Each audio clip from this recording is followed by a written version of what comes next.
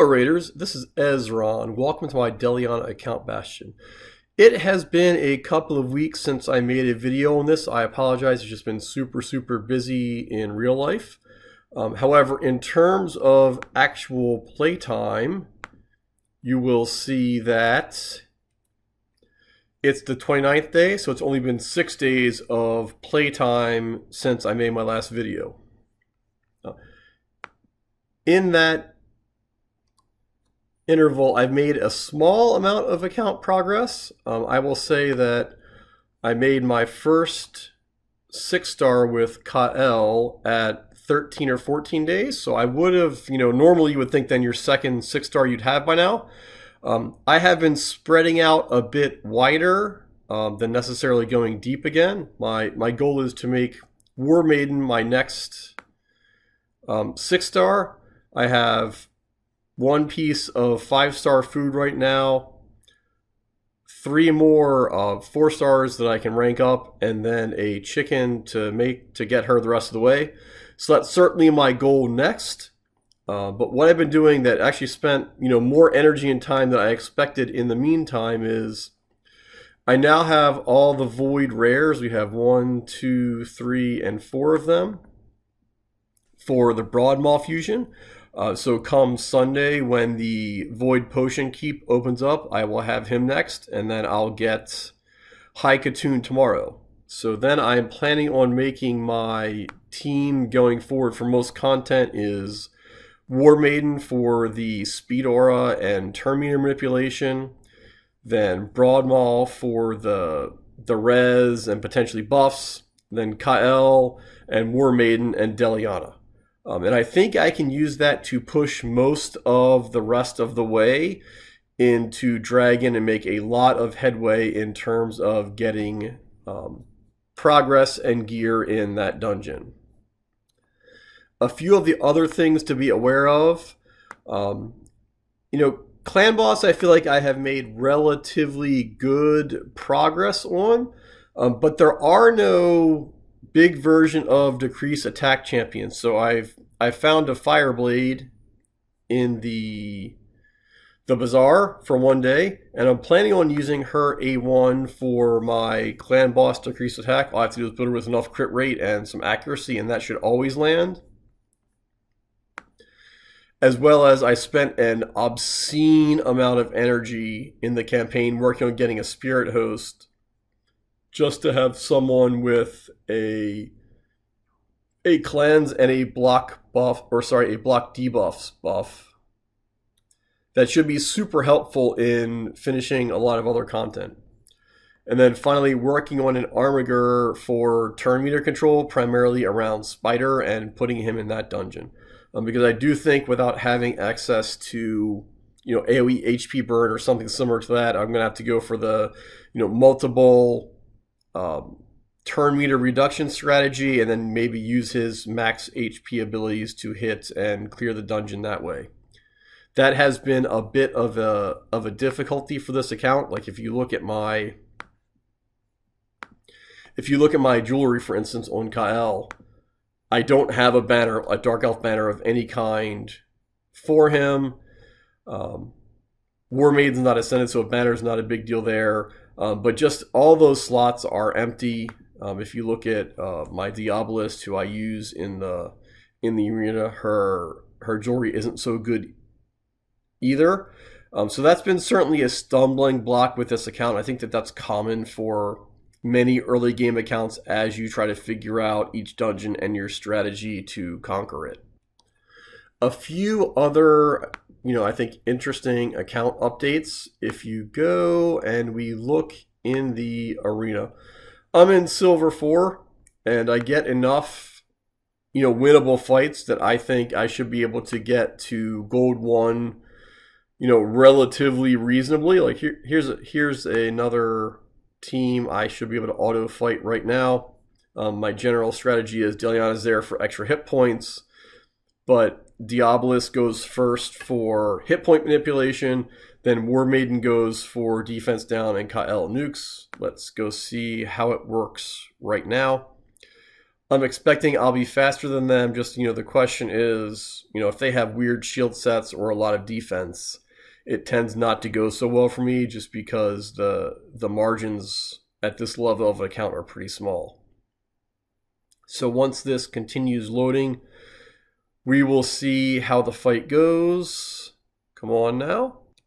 And here we go. Like I said, Diabolus off first, then decreased defense, and she hits reasonably hard. Kael should go next. Oh, interesting.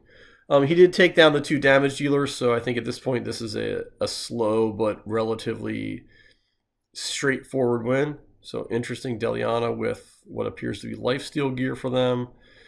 So yeah, this will certainly be slow.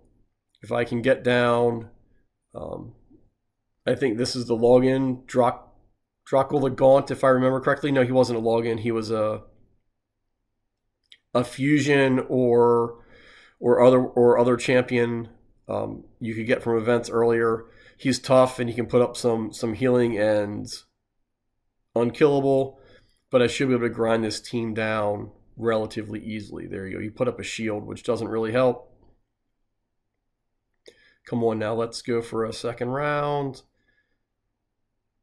Yeah, this is a super interesting fight and the kind of things that you don't really expect necessarily at this level. Hopefully once Deliana goes down, the rest of the fight will go relatively easily because everyone can compile on her, especially with decreased defense. Ooh, she took out my War Maiden. Not so good. Come on, Kyle. There you go. Yeah, I think it was just a matter of focusing fire.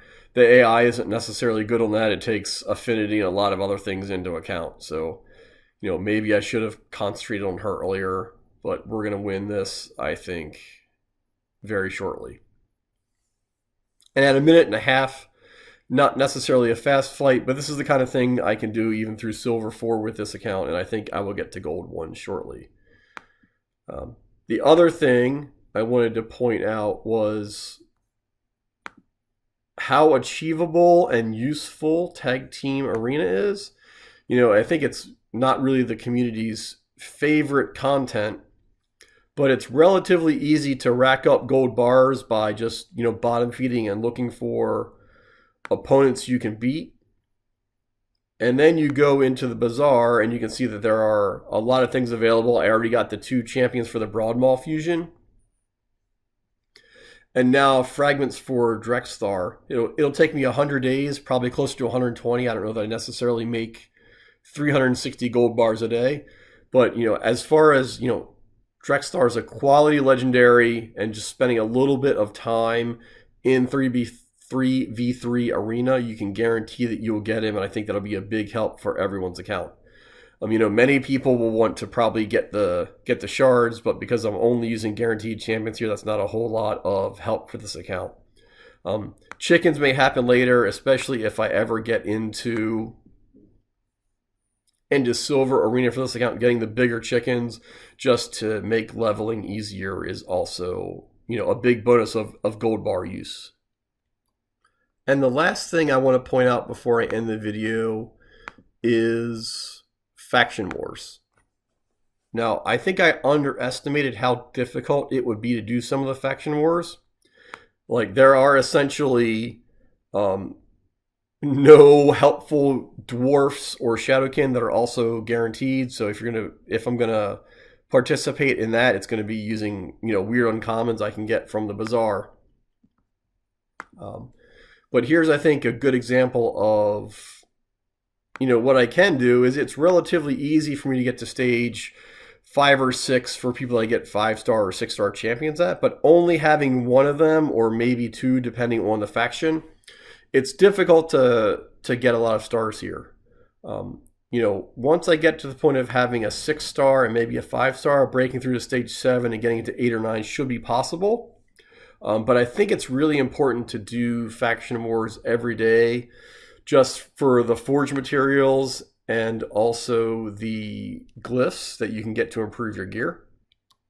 And then as you can see today, high elves I can do relatively well with because of Deliana.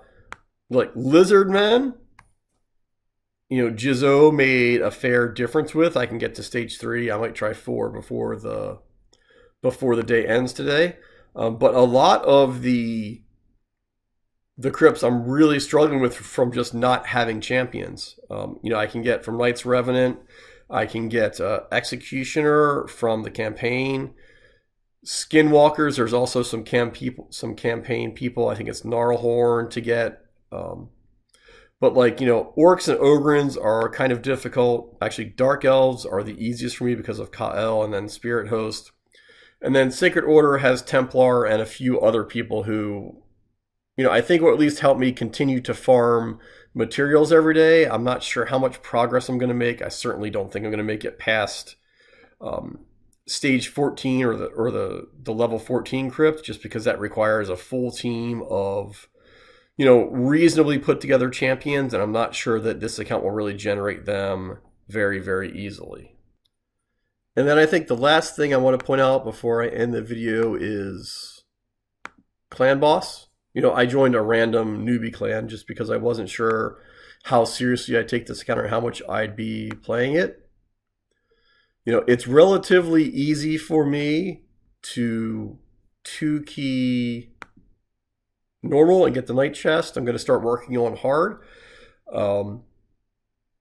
I think I am so far held back by lack of a decrease attack champion, so I'm hoping that the Fireblade makes a big difference there. Once I can get into hard, getting the Guardian chest, it's 11 million damage, but that should be possible. This chest really doesn't generate very good gear yet, but it does have the chance to get epic books, which will be super, super helpful. You don't really get into good drops until you're into Brutal and either the Master chest. Here you're talking 5-star epic items, or the Grandmaster chest, which gives you 5-star legendaries, but still no legendary books. So I'm gonna have to see how I do in terms of Clan Boss there. Right now, it is an additional source of materials, but not a whole lot of gear. Normally this is the first thing that people recommend you push, and I agree with that. I'm going to try to keep up with it, but we'll see how far I go just with the limited champion pool that I have. So here we go. It is the 29th day. Expect another update in a couple of days once I get High Katoon and Broadmaw, and then I'll work on a lot of masteries and farming the Minotaur and to see how far I can go into the Dragon's Den. So this is Ezron signing off. I appreciate you watching my video. Drop a like or subscribe and let me know how you think about the content. Thank you all for your time.